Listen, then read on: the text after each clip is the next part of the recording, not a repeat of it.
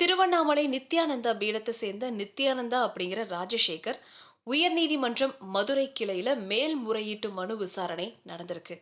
அப்போ மனுதாரர் எங்க இருக்கிறாரு? கைலாசா எங்க இருக்கு? அப்படின்னு உயர்நீதிமன்றம் மதுரை கிளை கேள்வி எழுப்பிய நிலையில, அது ஆஸ்திரேலியாவுக்கு பக்கத்துல இருக்குதுங்கோ அப்படின்னு நீதிமன்றத்துல தெரிவிக்கப்பட்டிருக்கு. திருவண்ணாமலை நித்யானந்தா பீடத்தை சேர்ந்த நித்யானந்தா அப்படிங்கிற ராஜசேகர் உயர்நீதிமன்றம் மதுரை கிளையில மேல்முறையீட்டு மனு தாக்கல் செஞ்சிருந்தாரு.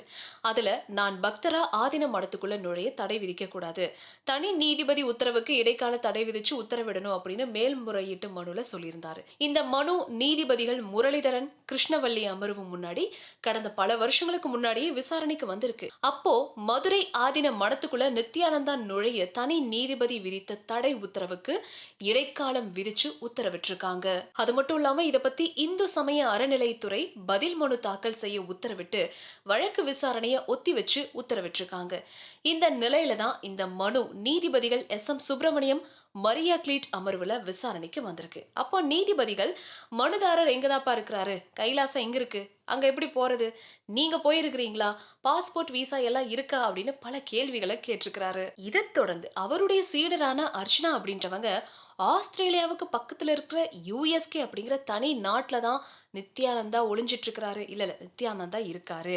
அந்த நாட்டுக்கு ஐநா சபையில அங்கீகாரம் இருக்கு. எங்க சார்பா புதிய வழக்கறிஞரை நியமிக்க நீங்க அனுமதி கொடுக்கணும் அப்படின்னு சொல்லியிருக்காங்க.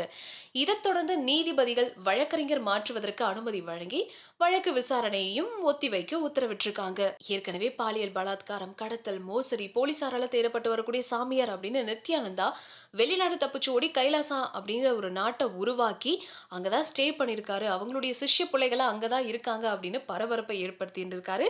தினமும் சோசியல் மீடியாக்கள்ல வீடியோக்கள் போட்டு அவரும் ஃபேமஸ் ஆகிட்டு இருந்தாரு. சோ இதெல்லாம் ஒரு பக்கம் இருக்க, இந்த நிலையில தான் இப்போ நித்யானந்தா இருக்கிற தகவல் நீதிமன்றத்துல அதிகாரப்பூர்வமா அறிவிக்கப்பட்டிருக்கு. அதுக்கு முன்னாடி ஆஸ்திரேலியாவுக்கு பக்கத்துல இருக்கிற ஒரு தீவை நித்யானந்தா விலைக்கு வாங்கி இருக்கிறதாவும் சொல்லப்பட்டுச்சு.